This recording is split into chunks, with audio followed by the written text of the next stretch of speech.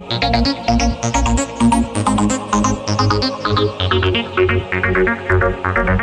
everyone, I'm Shabrana. Welcome you all to our channel IT Prep Up. Today we are going to do some questions for coding decoding. Coding decoding का question करेंगे. जैसे previous video में हम लोग fixtures language coding decoding cover किए थे, आज भी हम लोग उसका सेकेंड पार्ट देखेंगे कि क्वेश्चन आपको बोर्ड पे मिल जाएगा. Try to solve it.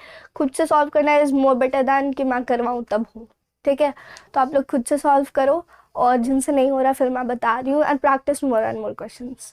Alright, so the first question for today is, in a certain code language, 134 means good and tasty, 478 means see good pictures, and 729 means pictures are faint. Which of the following digits stands for C? क्या है? Good and tasty.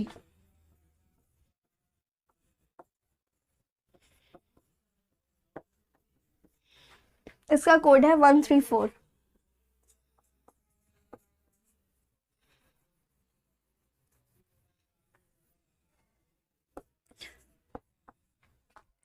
के बाद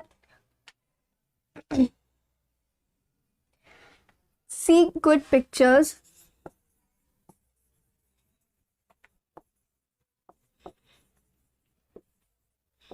इसका code है 478. And last is pictures are faint.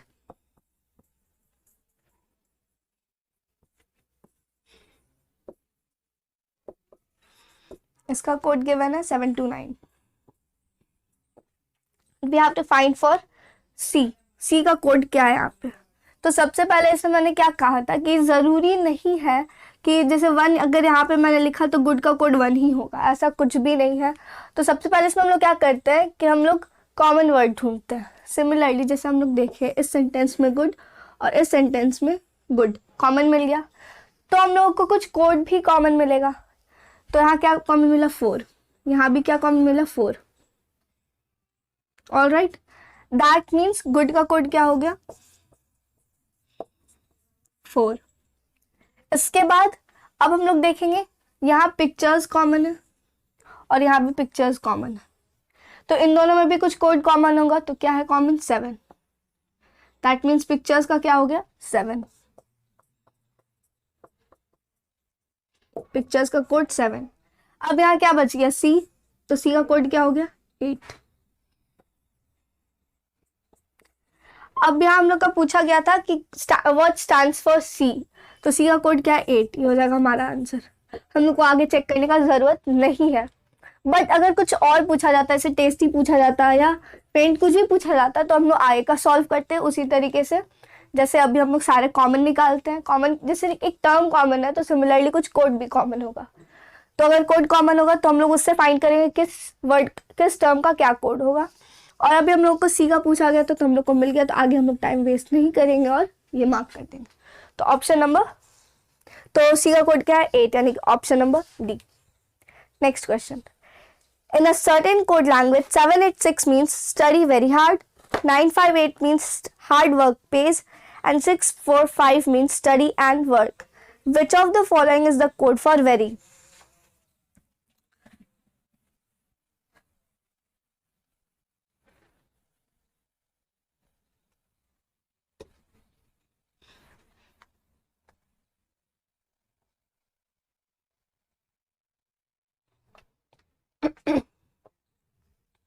Study very hard.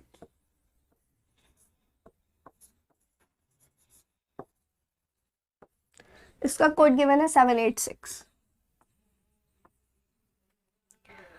Hard work page.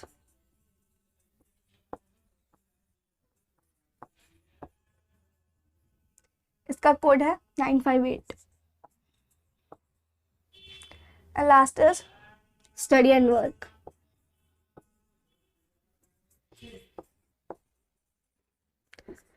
इसका code है 645. And we have to find code for very. तो अब इसमें भी सबसे पहले क्या करेंगे, हम लोग कुछ कॉमन फाइंड करेंगे. जैसे यहाँ इस सेंटेंस में स्टडी और इस सेंटेंस में स्टडी कॉमन है. दैट मीन्स अगर एक टर्म कॉमन मिला तो हम लोग को एक कोड भी कॉमन मिलेगा. तो यहाँ 6 कॉमन मिला. दैट मीन्स स्टडी का कोड क्या हो गया?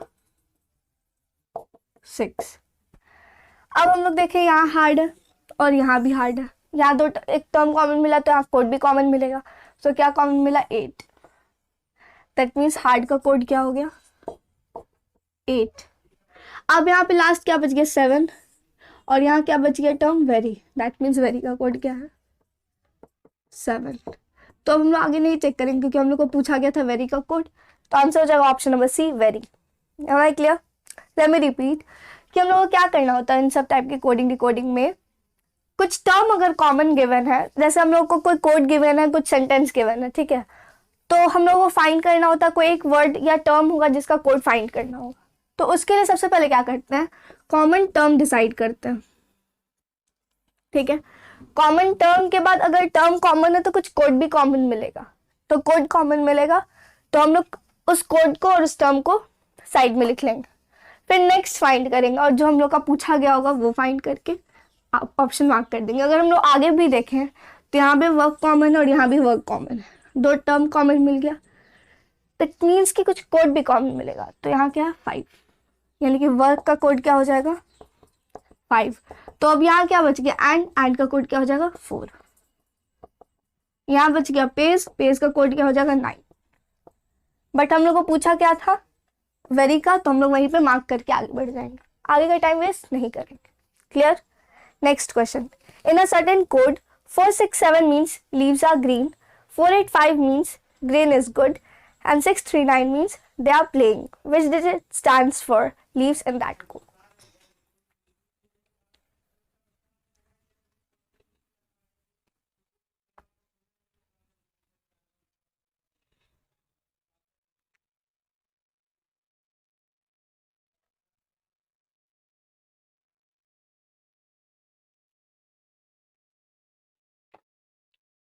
Leaves are green.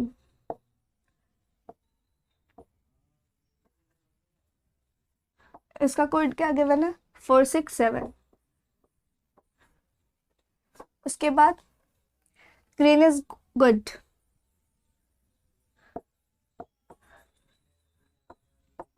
इसका कोड गिवन है 485।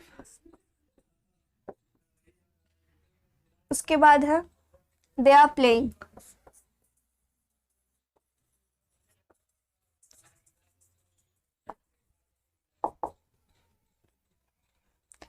Six three nine, and we have to find code for leaves. ठीक है, अब यहाँ पे क्या है? सबसे पहले मैंने क्या बताया, कुछ टर्म कॉमन होगा, जैसे अभी हमने यहाँ देखे ग्रीन, इसमें भी कॉमन है और इसमें भी कॉमन, तो कुछ कोड भी कॉमन होगा। तो यहाँ 4 भी कॉमन है, यहाँ भी 4 कॉमन है। दैट मीन्स ग्रीन का कोड क्या हो गया? 4।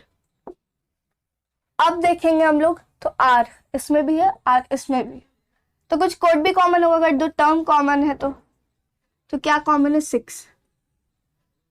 तो आर का क्या हो गया? 6। अब हम लोगों को क्या पूछा गया था? लीव्स, तो लीव्स का क्या बच गया? 7। Am I clear? तो यहाँ हो जाएगा लीव्स का code 7, option number A.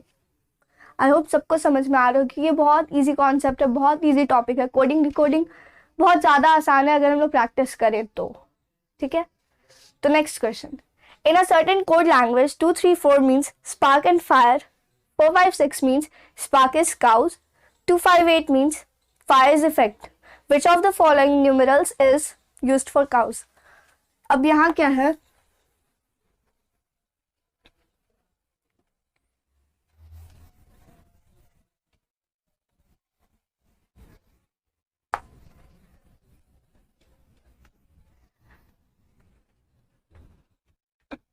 Spark and fire,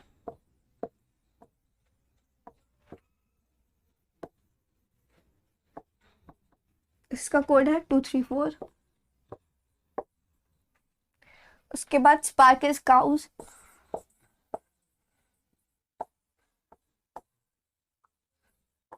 इसका कोड है 4 5 6। उसके बाद फायर इज इफेक्ट,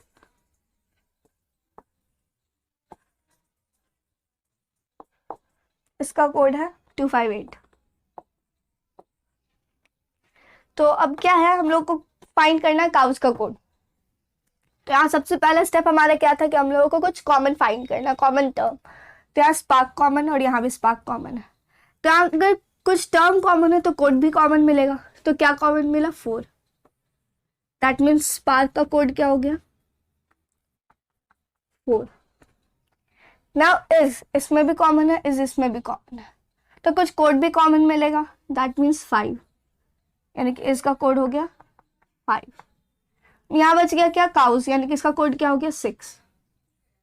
और हम लोग से पूछा गया था काउस का कोड क्या हो गया? हमारा answer 6। That means option number D. तो मुश्किल से कितना वक्त जाएगा इन क्वेश्चंस को सॉल्व करने में? कुछ सेकंड्स। अगर प्रैक्टिस बहुत ज़्यादा है तो इससे भी कम टाइम लगेगा, और अगर प्रैक्टिस नहीं है तो शायद टाइम लग जाए कोड फाइंड करने में। इसीलिए practice more and more questions. उससे क्या होगा? स्पीड, कैलकुलेशन का स्पीड हो जाएगा फास्ट, जिससे टाइम टेकिंग कम होगा क्वेश्चंस में और ज़्यादा से ज़्यादा क्वेश्चन सॉल्व होगा। Next question, in a certain code language 3A 2B 7C means truth is eternal, 7C 9A 8B 3A means enmity is not eternal, and 9A 4D 2B 8B means truth does not perish. Which of the following means enmity in that language? Next question.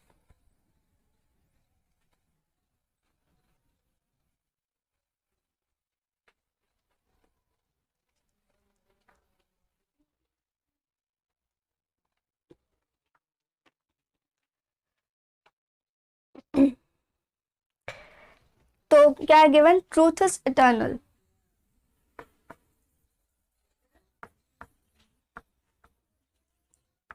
Eternal इसका code है 382B7C।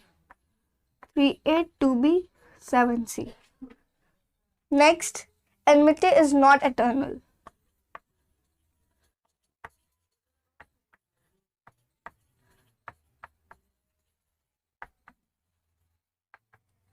इसका code given है 7C 9A 8B 3A। उसके बाद truth does not perish.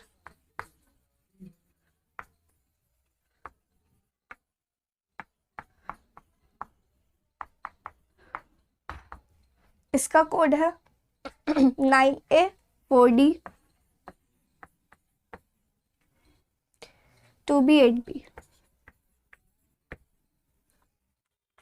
तो अब क्या है, हम लोगों को किसका कोड फाइंड करना है? एनमिटी का। तो उससे पहले क्या करेंगे? सबसे पहले क्या था हमारा स्टेप? तो हम लोग कॉमन टर्म फाइंड करेंगे। तो सबसे पहले क्या है?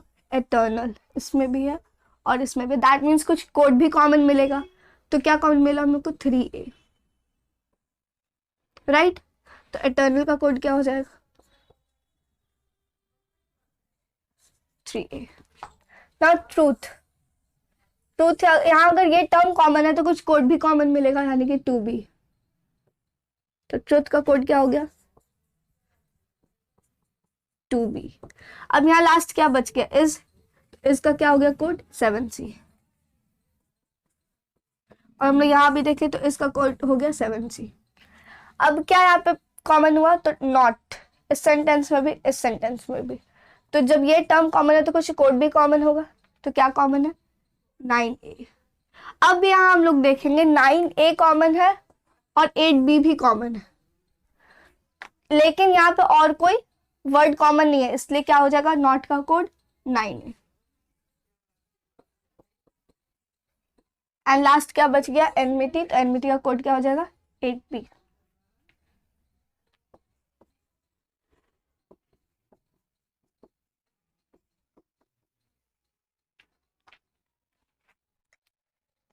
Am I clear? तो यहाँ क्या हो गया? एनमिटी लास्ट बचा तो उसका कोड क्या हो गया? 8B। तो ऑप्शन नंबर हमारा B, यानी कि 8B हो जाएगा एनमिटी का कोड इस कोडिंग लैंग्वेज में। तो ये था सारा क्वेश्चंस। आई होप सबको क्लियर होगा। फिर भी अगर किसी को डाउट है, किसी को कोई भी इशू है, कोई भी प्रॉब्लम है, you can drop a comment in the comment section below and I will clear it in the doubt section.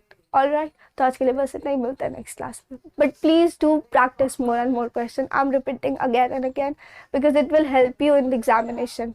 Time management में हेल्प मिलेगा और फास्ट कैलकुलेशन से ज़्यादा क्वेश्चन कम से कम समय में सॉल्व होगा. तो आज के लिए बस इतना ही, मिलते हैं नेक्स्ट क्लास में. Thank you.